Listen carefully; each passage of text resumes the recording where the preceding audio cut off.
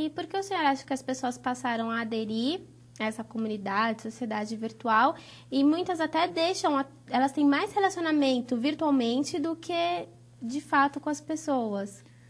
Então, nas comunidades, na verdade, existem diversos tipos de comunidades.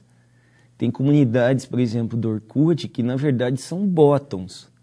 Você pega o seu espacinho lá, coloca um bottom, você nunca participou dessa comunidade, nunca escreveu nada nessa comunidade, nem leu o que está escrito lá, muitas vezes. Mas é bacana, o nome da comunidade é interessante. Então tem isso, essa forma bem assim, de lidar com a comunidade, da chamada comunidade, como se ela fosse um bottom que você coloca, um jogo assim, né? Uma espécie de uma brincadeira que você usa. Agora, existem comunidades na internet que são muito bem organizadas, né? Muito bem estruturadas, uma participação, de fato, não é qualquer um que entra nessas comunidades. Então, da mesma forma que quando a gente fala da televisão, a gente está generalizando demais. A televisão são muitas coisas, né, que ocorrem na televisão.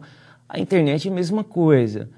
As comunidades da internet são muitas coisas, são muito diferentes. O grau de compromisso, o tamanho, né, o envolvimento das pessoas, a motivação, os propósitos, eles são muito diferentes. Então, quando a gente generaliza demais, a gente cai sempre num problema. De que comunidades a gente está falando, né? Então, a gente tem que ver que são de diversos tipos.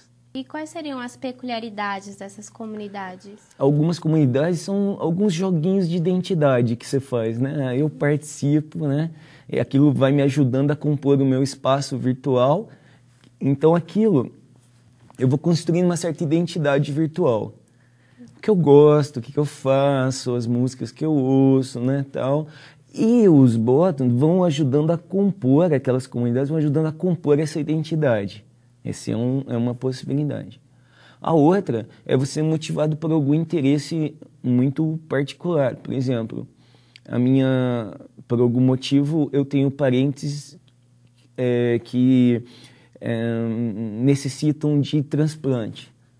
Então, eu participo de comunidades, aí há um envolvimento grande, um envolvimento emocional muito grande das pessoas nessa comunidade. Eu participo de comunidades, eu digo assim, você pode participar de comunidades que querem aumentar os conhecimentos sobre a física. Então, já tem uma função mais didática, né? Então, você vai achar de tudo. Que a estrutura, mas a sua pergunta é a seguinte, a estrutura delas, o que está em jogo ali? Primeiro, há uma economia muito grande de tempo, de meios, né, e um modo de acesso. Então, é muito rápido, muitas vezes, né? A desterritorialização, não importa onde eu esteja, eu posso estar ligado no mesmo espaço virtual. Fisicamente, eu estou em locais diferentes, nós estamos em locais diferentes, mas virtualmente estamos no mesmo local. Há uma certa memória das discussões que foram feitas anteriormente, então você vai acumulando a memória das discussões da comunidade. E o que se perde em relação a participar dessas comunidades? A gente tem que pensar assim, a questão da tecnologia, a gente tende a imaginar que o mundo natural humano seria um mundo sem tecnologia e que a tecnologia criou um mundo artificial. Eu acho isso um grande equívoco, porque as sociedades humanas, uma das marcas das sociedades humanas é a capacidade que elas têm de construir instrumentos. Não importa se esses instrumentos são flechas, arcos, lanças, ou se eles são tecnologias de comunicação, não importa. Eles criam um mundo que não existe na natureza, ou seja, é um mundo da cultura. Então, tanto a tecnologia, qualquer instrumento humano é um instrumento cultural. E isso é humano, ele não é artificial. A tecnologia é produzida numa sociedade. Determinadas sociedades dão sentido para a produção tecnológica, outras para outros tipos de produção tecnológica, mas é humano isso. Então, acho que é um grande equívoco. A gente perde, Não, nós construímos mundos e esses mundos que a gente constrói modificam a nossa própria existência. Né? Então, seres humanos, é uma relação dialética. Os seres humanos produzem um mundo com suas tecnologias. A tecnologia não se desenvolve sozinha. É bom lembrar disso, né? Porque a gente fala, a gente perdeu... Tá, mas uma sociedade reconheceu alguma coisa naquela tecnologia.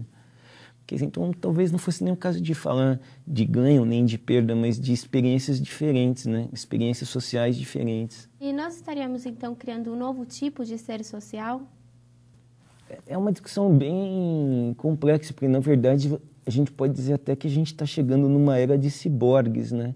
Meio homens, meio máquinas. Não vai demorar muito tempo para isso acontecer. E de que forma eu vou poder conectar meu cérebro a um braço mecatrônico, sei lá. Como? Não vai demorar muito tempo para isso acontecer. E como a minha memória vai se associar a um banco de dados maior do que o meu cérebro. São questões da época, da que a gente está vivendo. A ideia de que um certo hibridismo vai acontecer entre homens e máquinas, né? De uma forma muito mais complexa do que foi com a televisão, do que foi com o rádio. E a identidade da pessoa, como fica a identidade dela? Ela acaba se isso quando ela se transfere assim, para esse mundo virtual? Então, na questão da identidade, ela está muito ligada às ideias de comunidade como a gente conhecia antigamente. Só que a gente tem que pensar o seguinte, identidade não é uma essência. Quando você fala assim, qual é a sua identidade, não é que você tenha uma essência que seja a sua identidade. A identidade, ela é muito, o que a gente chama de situacional e conflitiva. Depende com relação ao que está sendo colocado. Então, por exemplo, é comum pegar um exemplo bem banal, assim. Por exemplo, eu torço para um time em São Paulo, né? Mas determinado time do meu estado está jogando contra um time de Minas. Então eu não torço exatamente para o meu time, eu vou torcer para um time de São Paulo, que representaria o estado. Então é muito complexo isso, porque, por exemplo, torcedores do Palmeiras e do Corinthians, né, que são rivais, quando um deles está na Libertadores, por exemplo, alguns tendem a falar, é o Brasil na Libertadores.